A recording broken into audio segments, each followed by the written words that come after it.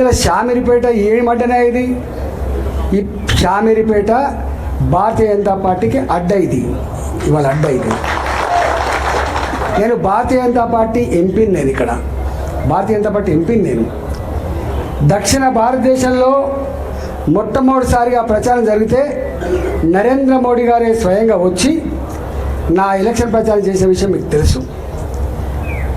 గా అడ్డ ఇది, ఇది పార్టీకి ఊపిరి పోసే అడ్డ, నాయకులకు స్ఫూర్తినిచ్చే అడ్డ, రేపటి గెలుపుకు సంకేతం ఇచ్చే అడ్డ ఇలా షామీర్పేట అడ్డ. దాన్ని పట్టుకొని వాడు సైకోనా, శాడిస్టా, వాడు మనిషా, పశువా, వాడు ఏ పార్టీలో ఉన్నాడు, వాడు ఎవరి అండతో ఆ ధైర్యం చేస్తున్నాడు, వాడిని ఎంచుకోవాలి, కానీ బీ కేర్ఫుల్ కొడుక, బీ కేర్ఫుల్. మేము శత్రువుతో కొట్లాడతాం, కానీ కడుపుల కత్తులు పెట్టుకొని కవలించుకునే సంస్కృతి మా రక్తం లేదు కొడుక, నా రక్తం లేదు. ఇవాళ మీరు ఎవడెవడు సోషల్ మీడియాలో పెడుతున్నారో, ఏమేమి రెచ్చగొడుతున్నారో, ఏమేమి చేస్తున్నారో మొత్తం పైకి పంపించే ప్రయత్నం చేస్తా. నేను అనుకుంటున్నా సంస్కారం ఉందని, సభ్యత ఉందని ఇట్లాంటి వాటిని అరికడతానని చెప్పి భావిస్తున్నా. అరికట్టకపోతే నష్టపోయేది ఎవరో అర్థం చేసుకోండి. నష్టం మాకు కాదు, మాకు ఏం తక్కువ ఉంది? అసలు మీరు ఎవరు? అసలు నీ శక్తి ఏంది, నీ యుక్తి ఏంది, నీ చరిత్ర ఏంది, మా చరిత్ర ఏందిరా?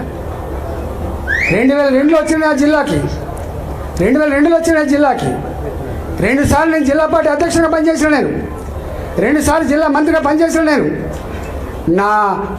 నా అడుగు పడని గ్రామాలు లేవు కరీంనగర్ జిల్లాలో, ఉమ్మడి కరీంనగర్ జిల్లాలో నా అడుగు పడని గ్రామాలు లేవు. ఉమ్మడి కరీంనగర్ జిల్లాలో నేను కరీంనగర్లో ఉంటే పొద్దున ఉదయం పొయ్యి ముట్టిస్తే రాత్రి 12 గంటలకు కూడా ఆ పొయ్యి ఆరిపోయేది కాదు. ఒక్క హుజరాబాదు, ఒక కమలాపూర్ వచ్చిన వాళ్ళు కాదు బిడ్డ, మొత్తం కరీంనగర్ జిల్లా మొత్తం వచ్చేది. పక్క పొంటున్న జిల్లాలు కూడా అప్పుడప్పుడు వచ్చిపోయేది. ఇవాళ నేను 2 సార్లు 40 ఫ్లోర్ లేదని చెప్తున్నా అంటే నాకు తెలియని జిల్లా ఉంటుందా? నేను పోని మండలం ఉంటుందా? నేను మాట్లాడినటువంటి జాతులు ఉంటాయా? మీకు మా చరిత్ర తక్కువ తెలుసుకోడు కా, మీ చరిత్ర మీకు తక్కువ తెలుసు. నేను ఆర్థిక మంత్రిగా ఉన్నాడు 110 కులాలు 120 కులాలు ఉంటే అనేక కులాలకి పాపం ఇప్పటిదాకా వాళ్ళకు ఎమ్మెల్యేలు కాలేదు, ఎంపీలు కాలేదు, వాళ్ళు గుర్తించిన పాపన పోతలేరు, వాళ్ళకు కుల సర్టిఫికేట్ లేవని చెప్పి నన్ను ఎవరు కోరలే. నేనే ఒక 40 రోజుల పాటు 40 డేస్ యావత్ తెలంగాణ అన్ని కుల సంఘాల నాయకులతో భాజపా అసెంబ్లీలో మీటింగ్లు పెట్టి, నేనే వాళ్ళకు భోజనాలు పెట్టి, నేనే మీకు లీడర్ని, మీ సమస్యల పరిష్కారం కోసం ఉన్నాను బిడ్డనని చెప్పిన నేను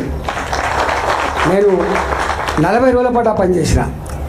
40 రోజుల పాటు అన్ని సమస్యలు తెలుసుకున్న తర్వాత నేను ఒక బీసీ కాంక్లేవ్ అని చెప్పి బీసీ పార్లమెంట్ సభ్యులను, బీసీ శాసనసభ్యులను, బీసీ శాసన మండలి సభ్యులను, ఆనాడు మా స్పీకర్గా ఉన్న మస్వరాజ్ చారి గారిని, ఆనాడు కౌన్సిల్ చైర్మన్ ఉన్నటువంటి స్వామి గౌడ్ గారిని, మంత్రులందరితో ఒక మీటింగ్ పెట్టిన. 3 రోజుల పాటు పెట్టాను నేను. ఈ నోరు లేని వాళ్ళకు మన దిక్కు కావాలి.